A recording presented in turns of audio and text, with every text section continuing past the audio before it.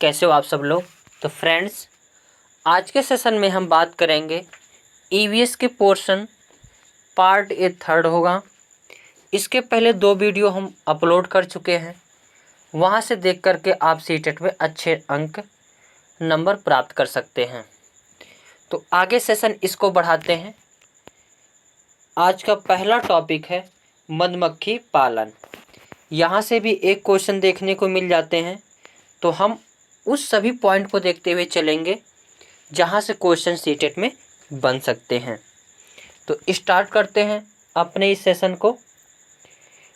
मधुमक्खी पालन, ये जो लाइन ही पूछी जाती है, बिहार के मुजफ्फरपुर के बोचहा गांव के इलाके में लीची के पेड़ बहुत अधिक पाए जाते हैं और लीची के जो फूल होते हैं मधुमक्खियों को बहुत अधिक लुभाते हैं। इसलिए इस क्षेत्र में के लोग मधुमक्खी पालकर शहद बनाने का काम करते हैं। तो प्रश्न एक यहाँ से पूछता है, तो बिहार के कहाँ पे, तो मुजफ्फरपुर के बोचहा गांव में। और मधुमक्खी को किसके फूल अच्छे लगते हैं, तो लीची के। ये सारे पॉइंट इम्पॉर्टेंट है, सारे पॉइंट पूछे जाते हैं, इसलिए हर एक पॉइंट को देखते हुए चलना है। पिछली बार प्रश्न ये भी पूछ लिया था, तो किस महीने में मधुमक्खी के अंडे देने का समय होता है। तो अक्टूबर से दिसंबर मधुमक्खी के अंडे देने का समय होता है और यही मधुमक्खी पालन शुरू करने का भी सही समय होता है। तो मधुमक्खी पालन के लिए कौन सा मंथ सही है, तो अक्टूबर से दिसंबर। मधुमक्खी पालन को क्या कहते हैं, तो एपीकल्चर कहते हैं। मधुमक्खी पालन को क्या कहते हैं, एपीकल्चर कहते हैं। और लीची के फूल किस महीने में खिलते हैं, तो फरवरी में खिलते हैं। ये भी प्रश्न पूछा जाता है कि लीची के फूल किस महीने में खिलते हैं, फरवरी। मधुमक्खी के हर छत्ते में एक रानी होती है और जो अंडे देती है। छत्ते में कुछ नर मक्खी भी होते हैं। अंडे देने का काम कौन करती है मधुमक्खी, तो एक छत्ते में रानी मधुमक्खी होती है जो छत्ते देने का काम करती है। और छत्ते में कुछ नर मक्खियाँ भी होते हैं और छत्ते में बहुत सारे काम करने वाली मक्खियाँ भी होती हैं। यह दिन भर काम करती हैं और शहद के लिए फूलों का रस ढूंढती हैं। जब किसी मक्खी को रस मिल जाता है तो वह एक तरह का नाच करती हैं। उससे सभी दूसरी मधुमक्खियों को भी पता चल जाता है कि रस कहाँ है। एक प्रश्न ये भी पूछा जाता है कि रस मिलने पर मधुमक्खियाँ क्या करती हैं, तो एक नाच करती हैं, जिससे और मधुमक्खियों को क्या हो जाता है, पता चल जाता है कि वहाँ पे क्या है, तो रस है। मधुमक्खी रस से शहद बनाती हैं। छत्ता बनाने का काम भी इन्हीं का होता है और बच्चों को पालने का भी काम इन्हीं मक्खियों का होता है। मधुमक्खी पालन में बक्से का प्रयोग किया जाता है। इस बक्से में चीनी का मीठा घोल डाला जाता है। तो प्रश्न एक यही पूछा जाता है कि मधुमक्खी पालन में किसका घोल डाला जाता है, तो चीनी का मीठा घोल डाला जाता है। एक प्रश्न ये भी पूछा जाता है कि मधुमक्खी के डंक में कौन से अम्ल पाए जाते हैं, तो फार्मिक अम्ल पाया जाता है। ये भी सीटेट में पिछली बार जो अभी हुआ है जुलाई में, उसमें क्वेश्चन पूछे गए थे। नर मक्खी छत्ते के लिए कुछ खास काम नहीं करते हैं। आगे अगला पॉइंट है इग्लू। क्या है, इग्लू। ये भी प्रश्न जो है पूछा गया था, अब की बार जो जुलाई में सीटेट हुआ है उसमें पूछा गया था कि इग्लू की जो प्रजाति है कौन सी है, एस्किमो है, जो कहाँ पाई जाती है, तो टुंड्रा प्रदेशों में पाई जाती हैं। तो बर्फ़ के घर को क्या कहते हैं, बर्फ़ के घर कहाँ पाए जाते हैं, तो टुंड्रा प्रदेश में पाए जाते हैं और ये घर एस्किमो प्रजाति द्वारा बनाए जाते हैं। और इन घरों को क्या कहा जाता है, तो इग्लू कहा जाता है। जैसे यहाँ पे देख सकते हैं, ये घर जो बना है बर्फ़ का बना है और इस घर के बने बर्फ़ को क्या कहते हैं, इग्लू। और इसमें जो लोग निवास करते हैं उसको कहते हैं एस्किमो प्रजाति। और ये कौन से प्रदेशों में पाए जाते हैं तो टुंड्रा प्रदेशों में पाए जाते हैं। अगला क्वेश्चन यहाँ ये भी इम्पोर्टेंट है, चांगथांग क्या है? चांगथांग। चांगथांग पश्चिमी और उत्तरी तिब्बत में एक ऊंचा पठार है। यह 5000 मीटर की ऊंचाई पर स्थित है, जो कुछ हद तक भारत के लद्दाख क्षेत्र के दक्षिण पूर्व में भी फैला है। तो चांगथांग भी पूछा गया था प्रश्न। और आगे यह चांगपा नाम की प्रजाति है। यहाँ कौन सी प्रजाति है तो चांगपा नाम की प्रजाति पाई जाती है, जिसकी आबादी कुल 5000 लोग रहते हैं। यह हमेशा अपनी भेड़ बकरी के साथ घूमते रहते हैं। यहाँ पे जो डाटा दिया गया है एनसीईआरटी का डाटा है, और सीटेट जो है एनसीईआरटी को ही मानती है, इसलिए डाटा पर कोई शक नहीं करना है। जो डाटा इसमें लिखाया जा रहा है सब एनसीईआरटी बेस है, और यही डाटा को जो है क्या करना है, सभी को मानना है और इसी को लगा के आना है। चांगपा के लोग अपने टेंट को क्या कहते हैं तो रैबो कहते हैं। मोस्ट इम्पॉर्टेंट ये भी पॉइंट है। और यहाँ सर्दियों में 70 किलोमीटर पर आवर की चाल से हवाएं चलती हैं। चांगपा की भाषा में चांगथांग का मतलब क्या होता है तो चांगथांग का मतलब है ऐसी जगह से जहाँ कम लोग रहते हैं। एक प्रश्न पूछ लिया जाता है, ऐसा कौन सा जगह है जहाँ पेट्रोल पंप नहीं है? तो लद्दाख में एक ऐसा जगह है, या चांगथांग एक ऐसा जगह है जहाँ पे कोई पेट्रोल पंप नहीं पाए जाते हैं। रेबो अर्थात टेंट के पास एक जगह होती है जिसे ये लोग लेखा बोलते हैं। क्या बोलते हैं? लेखा बोलते हैं, जहाँ ये अपनी बकरी और भेड़ों को रखते हैं। तो प्रश्न ये भी पूछा जाता है कि चांगपा जनजाति लोग जहाँ पे अपनी भेड़ों और बकरियों के रखते हैं उसे क्या कहा जाता है तो लेखा कहा जाता है। लेखा की दीवारें पत्थरों की बनी होती हैं। हर परिवार अपने जानवर पर एक विशेष प्रकार का चिन्ह बनाए रहता है, क्योंकि वहाँ के लोग भेड़ें ही चराते हैं। तो अपने पहचान के लिए हर जानवर पर या हर बकरी या हर भेड़ पर कुछ एक प्रकार का निशान वहाँ के लोग बना देते हैं। औरतें अपनी छोटी बच्चियाँ जानवरों को गिनकर चराने ले जाती हैं और फिर लौटकर उन्हें दोबारा गिनती हैं। तो ये भी प्रश्न पूछा जाता है। ये लोग अपनी बकरियों को ऊंचाई और ठंडी जगह पर चराने ले जाते हैं, जिससे बकरियों के बाल घने और मुलायम होते हैं। तो प्रश्न पूछ लिया जाता है कि जो चांगपा की जनजाति हैं वहाँ की भेड़ों के बाल कैसे होते हैं तो मुलायम होते हैं।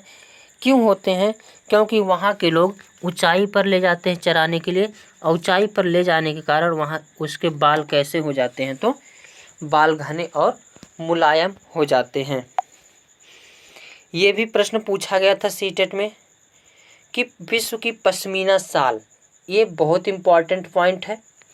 अब देखते हैं जो पश्मीना शाल होती है यह किसके द्वारा बनाई जाती है तो चांगपा लोगों द्वारा बनाई जाती हैं, और जो पाली गई बकरियां होती हैं उसकी बाल से ये बनती हैं। ये भी प्रश्न पूछा गया था सीटेट में। अब की बात, जिन बकरियों के बाल मुलायम पश्मीना ऊन मिलती है वह बहुत ऊंचाई पर लगभग 5000 मीटर की ऊंचाई पर वे बकरियां चरने या वहाँ पे रहती हैं। तो जो पश्मीना शाल जिस बकरी से बनाई जाती है बकरी के बाल से, वो बकरी 5000 मीटर की ऊंचाई पर रहती है। और ठंड में टेम्परेचर 0 डिग्री सेल्सियस से -40 डिग्री सेल्सियस तक चला जाता है। अगर पूछा जाएगा भारत का सबसे ठंडा स्थान कौन सा है तो लद्दाख है, जहाँ पे -55 तक भी जो है ताप हो जाता है। आगे है, बकरी के शरीर पर गर्म बालों का कोट बन जाता है। इनमें से कुछ बाल बकरियां गर्मियों में गिरा देती हैं, जिनका प्रयोग पश्मीना शाल बनाने में होता है। इनका एक बाल इतना पतला होता है कि इनके 6 बाल हमारे एक बाल के क्या होते हैं, बराबर होते हैं, इतने पतले बाल होते हैं। यह शाल ये भी पूछ लिया जाता है, ये प्रश्न पूछा गया था कि एक शाल बनाने में कितने घंटे लगते हैं, तो 250 घंटे लगते हैं। 250 घंटे लगाने के बाद एक शाल बनती है प्लेन शाल, जिसे हम पश्मीना शाल कहते हैं। ये भी प्रश्न पूछा जाता है कि एक पश्मीना शाल से कितना गर्म होता है, तो 6 स्वेटर के बराबर क्या होता है, गर्म होता है। अगला मोस्ट इम्पॉर्टेंट, ऐसा कोई एग्जाम हो ही नहीं सकता सीटेट का जिसमें ब्रेल लिपि ना पूछी जाए। तो लुइस ब्रेल कहाँ के निवासी थे, तो ये फ्रांस के निवासी थे और यह 3 साल की उम्र में अपने पिता के औजारों से खेलते हुए इनकी आँखों की रोशनी चली गई थी। ये बचपन में जब छोटे ही थे तो पापा के औजारों से खेलते थे और खेलते खेलते इनकी आँखों में औजारों से लग गया, जिसकी इनकी दोनों आँखें की जो है आँखें की नज़र जो है चली गई। और इन्हें पढ़ाई में बहुत रुचि थी, तो यह पढ़ने और लिखने के विभिन्न तरीके सोचने लगे और फिर एक तरीका निकाला जिसे हम जो बाद में लुई स्क्रिप्ट के नाम से जाना जाता है। लुई स्क्रिप्ट, यहाँ से भी पॉइंट पूछा जाता है कि लुई स्क्रिप्ट में कितने बिंदु होते हैं, तो 6 बिंदुओं को उभारा जाता है और इनके सहारे स्पर्श करते हुए ब्रेल लिपि को क्या किया जाता है, पढ़ा जाता है।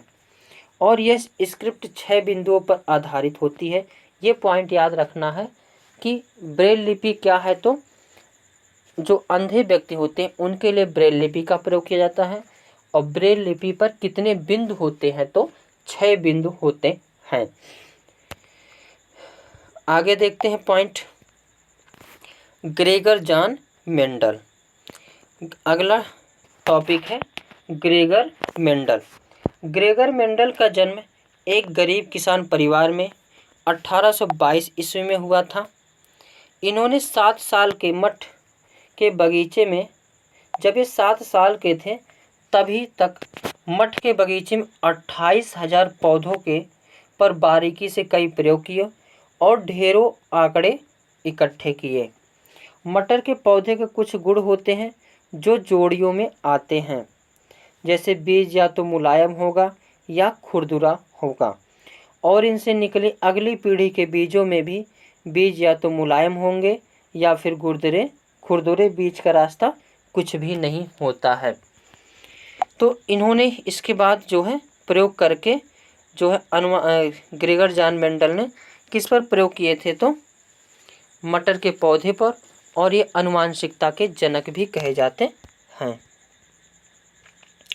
आगे ये भी प्रश्न मोस्ट इम्पॉर्टेंट पूछा जाता है। इसमें प्रश्न पिछली बार पूछा गया था कि अल्बेरुनी कहाँ के निवासी था। तो यहाँ से जितने भी पॉइंट बताए जाएंगे सारे पॉइंट मोस्ट इम्पॉर्टेंट होंगे और किसी भी पॉइंट को आपको स्किप्ड नहीं करना है। तो अगला टॉपिक है अल्बेरुनी। 1000 से भी ज़्यादा साल पहले एक यात्री भारत आया, इसका नाम अल्बेरुनी था।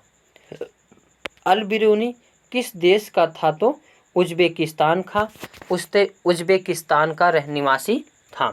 तो प्रश्न पूछा जाता है उज्बेकिस्तान का निवासी यानी अल्बेरुनी कहाँ का निवासी था, तो उज्बेकिस्तान का।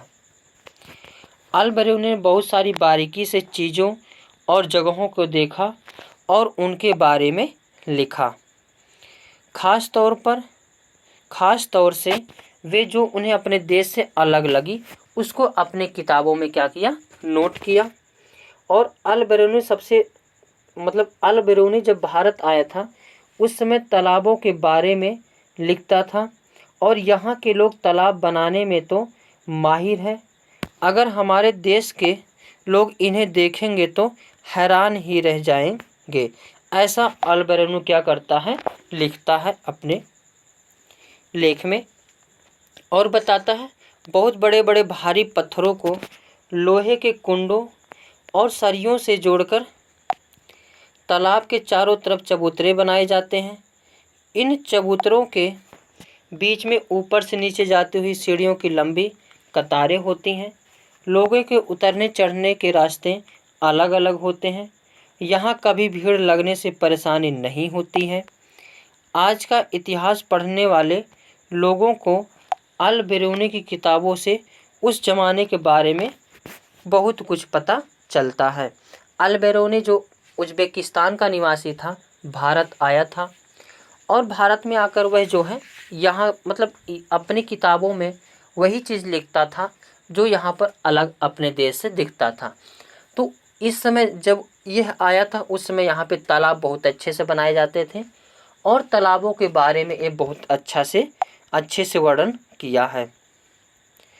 आगे हैं बछेंद्री पाल। यहाँ से भी प्रश्न पूछे जाते हैं। बछेंद्री पाल भारत की पहली और विश्व की पांचवी महिला थी जिन्होंने माउंट एवरेस्ट की चोटी पर चढ़ाई की थी। बछेंद्री पाल बचपन में एक पिकनिक में गई थी जहां वे 4000 मीटर की ऊंची चोटी पर चढ़ गई थी। तब ये कुल 12 वर्ष की थी। तो जो बछेंद्री पाल हैं यह माउंट एवरेस्ट पर चढ़ने वाली भारत की कौन सी महिला है? तो पहली है। विश्व की कहेगा तो 5वीं है। हर एक पॉइंट मोस्ट इम्पॉर्टेंट है, किसी भी पॉइंट को आपको स्किप्ड नहीं करना है। ये उत्तराखंड के गढ़वाल एरिया में नाकुरी गांव में बड़ी हुई और यह जो है नेहरू इंस्टीट्यूट ऑफ माउंटेनियरिंग से अपनी ट्रेनिंग ली थी। और इनके गाइडर यानी गाइड करने वाले कौन थे? तो ब्रिगेडियर ज्ञान सिंह थे। 1984 ईस्वी में माउंट एवरेस्ट में जाने के लिए टीम मेंबर चुनी गई और 23 मई को दोपहर, इस टाइम भी याद रख लेना, याद करना है, 23 मई को दोपहर 1:07 पर अपना पहला कदम 8,848 मीटर ऊंची चोटी माउंट एवरेस्ट पर अपना पैर रखा। इनके साथ एक और मेंबर भी गई थी। ये एक साथ कदम नहीं रख पाए क्योंकि वहाँ जगह नहीं थी। तो पहले इन्होंने अपना कदम रखा, उसके बाद अपना सिर झुकाया, झंडा फहराया और तस्वीरें ली। तो अब देखो दोनों लोग एक साथ ही चढ़े थे। हालांकि दोनों लोगों को समान देना चाहिए।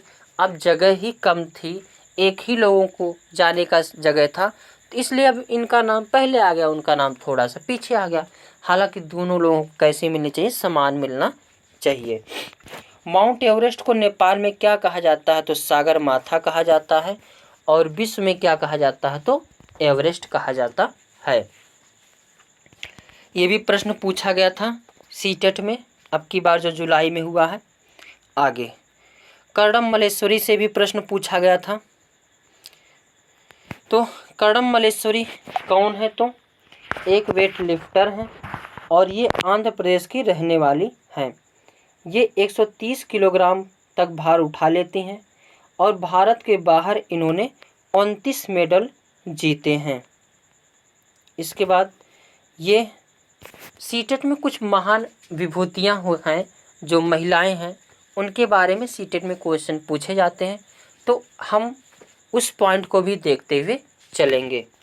और ईवीएस में ऐसे ही क्वेश्चन पूछे जाते हैं और पूर्ण रूप से विश्वास करके आप इस सेशन को अटेंड करिए और आपका क्वेश्चन यहीं से फंस जाएगा। बस इतना ध्यान रहे, जितना पॉइंट बताता हूँ सारे पॉइंट को आपको ख्याल करना है। अगला टॉपिक है चमकता सितारा। सूर्यमणि एक चमकता सितारा यानी गर्ल स्टार है। चमकते सितारे उन साधारण लड़कियों की असाधारण कहानियाँ हैं जिन्होंने स्कूल जाकर अपनी ज़िंदगी बदल दी। इनके बारे में थोड़ा सा देखते हैं। सूर्यमणि चाहती थी कि लोग त्योहारों पर अपने गीत गाएं। हालांकि इस समय देखोगे तो गीत का कोई गीत है ही नहीं। सब लोग देख रहे हैं, सब लोग गा रहे हैं, सुन रहे हैं। तो ये जो सूर्यमणि थी, ये चाहती थी कि लोग वहाँ त्योहारों पर अपने गीत गानों को गाएं और उन्हें भूले ना, और अपने पहनावे को चाव से पहने। जड़ी बूटियों की समझ और बांस के चीज़ें बनाने की कला बच्चे भी सीखे।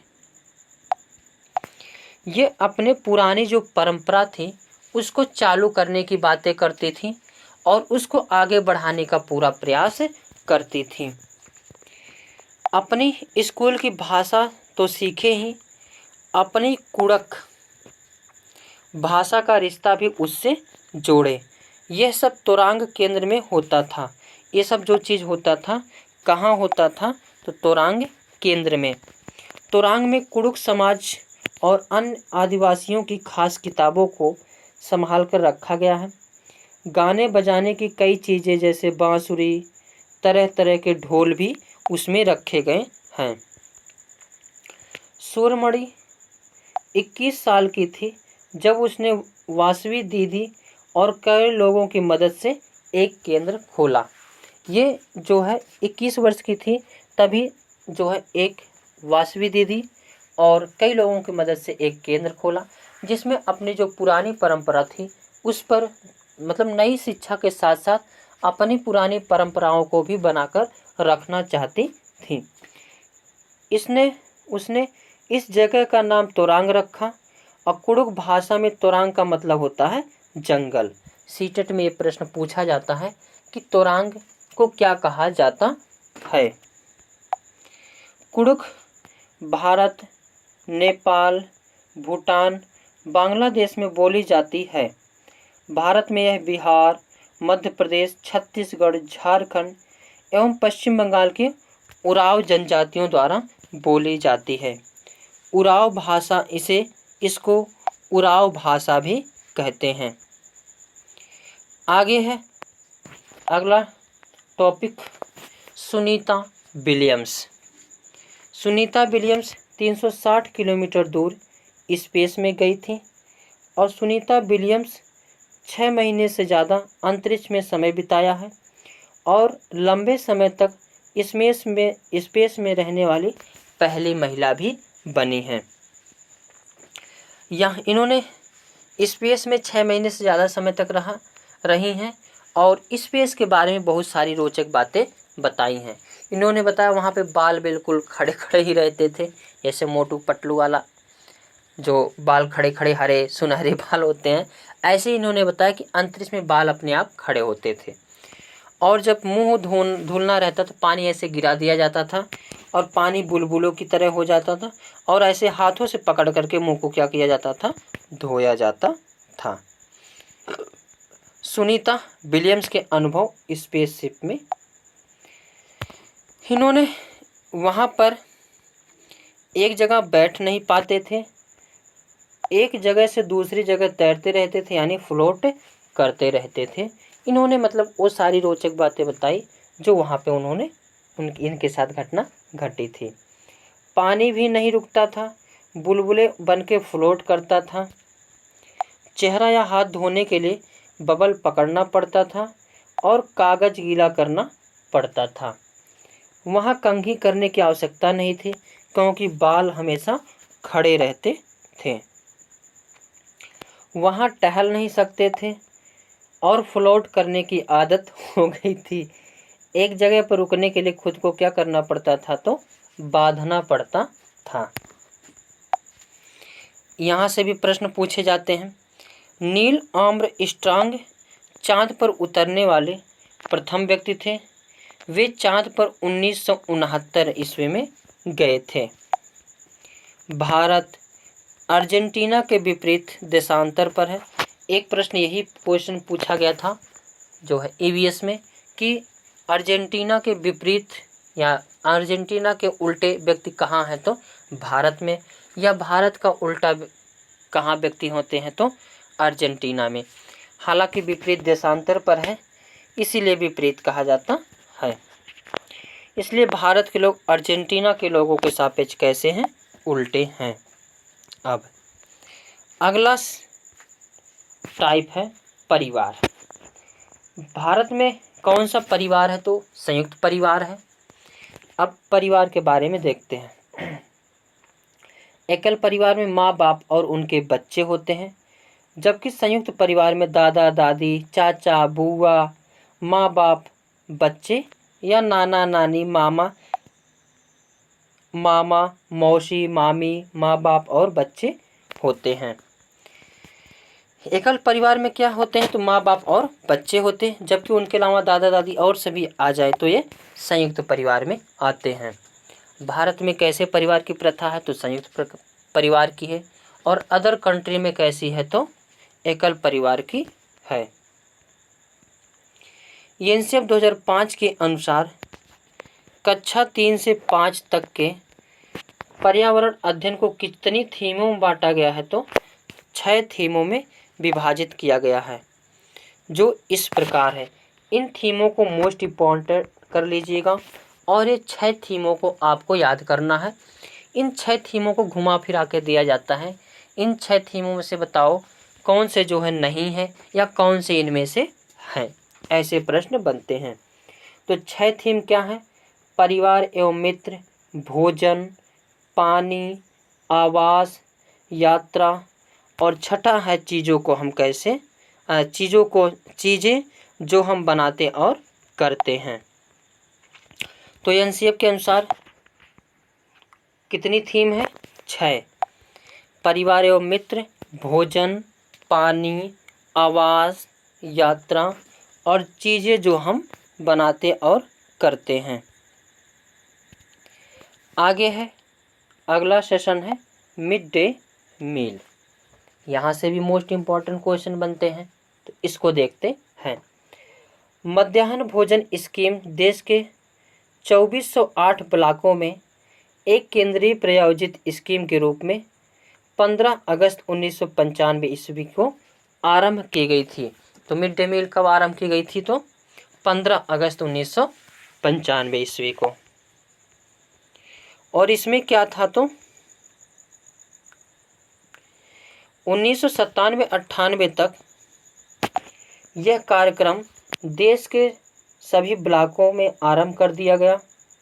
वर्ष 2003 में इसका विस्तार शिक्षा गारंटी केंद्रों और वैकल्पिक व नवाचारी शिक्षा केंद्रों में पढ़ने वाले बच्चों तक कर दिया गया। अगला पॉइंट देखते हैं, दांडी यात्रा। यहाँ से भी प्रश्न जो है सीट उसमें पीछे पूछे गए थे, अब की बार जो जुलाई में सीटेट हुआ था। तो सन 1930 ईस्वी में अंग्रेज़ों ने भारत के आम लोगों के लिए नमक बनाने पर पाबंदी लगा दी, जिस कारण गांधी जी ने दांडी यात्रा शुरू की। गांधी जी का कहना था, जो हमें कुदरत ने दी है उसे बनाने पर बंदिश कैसी। उन्होंने लोगों के साथ मिलकर अहमदाबाद से दांडी के समुद्र तट तक एक लंबी यात्रा की और इस गलत कानून को क्या किए? तोड़े। आगे जल। आगे क्या पॉइंट है? जल। जल एक महत्वपूर्ण नवीनीकरणीय प्राकृतिक संसाधन है। भूपृष्ठ पर 3/4 भाग जल से ढका है और जल के क्षेत्र को जलमंडल कहते हैं। यह जल के विभिन्न स्रोतों जैसे नदी, झील, समुद्र, महासागर आदि जैसे विभिन्न जलाशयों से मिलकर बनता है। यहाँ सभी प्राणियों के लिए आवश्यक है। महासागरों का जल कैसा होता है? तो लवणीय है और मानवीय उपभोग के लिए उपयुक्त नहीं है। अलवण जल केवल 2.7% है, यानी पीने योग्य जल कितने हैं? तो 2.7% है। इसका लगभग 70% भाग बर्फ की चादरों और हिमानियों के रूप में अंटार्कटिका, ग्रीनलैंड और पर्वतीय प्रदेशों में पाया जाता है। यानी पीने योग्य जल कितना है? 2.7%, और उसमें भी पर्वत, पठार, अंटार्कटिका यहाँ सभी हैं। जल में ऑक्सीजन की कमी के कारण मछलियाँ क्या होती हैं? तो मर जाती हैं।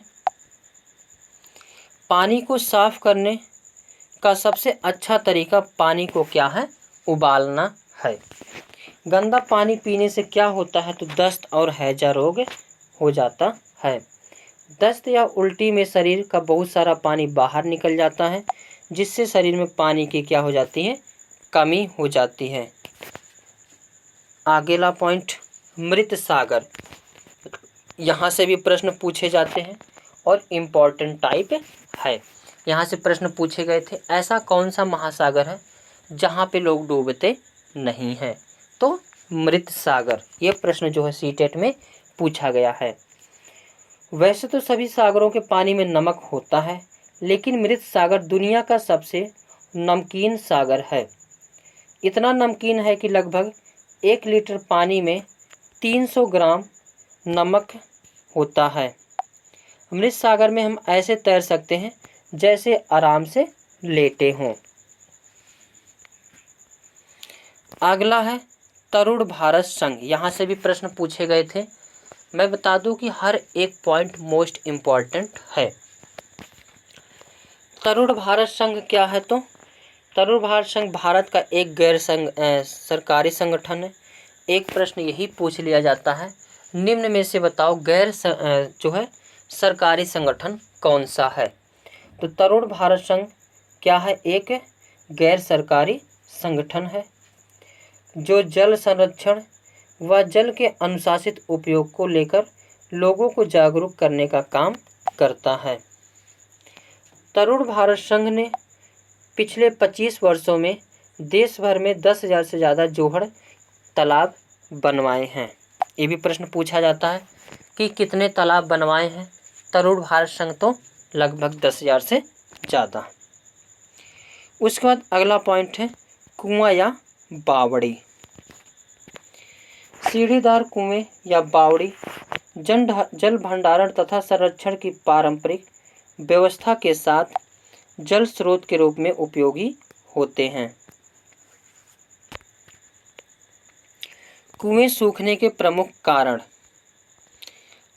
कुएं क्यों सूखा जा रहा है, तो पानी को मोटर से निकाला जा रहा है, जिससे जमीन का पानी कम होता जा रहा है। झील कम हो रही हैं, जहां वर्षा का पानी इकट्ठा होता था। पेड़ों और पार्क के चारों ओर की मिट्टी को सीमेंट से ढका जा रहा है, जिससे वर्षा का पानी जमीन के अंदर तक नहीं पहुंच पाता है, जिससे पानी की कमी हो रही है। आगे है अगला टॉपिक घड़सी सर। घड़सी सर क्या है, तो सर यानी तालाब। इसे जैसलमेर के राजा घड़सी ने लोगों के साथ मिलकर बनवाया था। इसमें दोनों तरफ पक्के घाट, सजे हुए बरामदे, कमरे और बड़े हॉल आदि थे। इस सारे पॉइंट को याद रख लेना है, एक घड़सी सर के बारे में बता रहे हैं। मीलों तक फैले इस घड़सी सर में बारिश का पानी इकट्ठा होता था।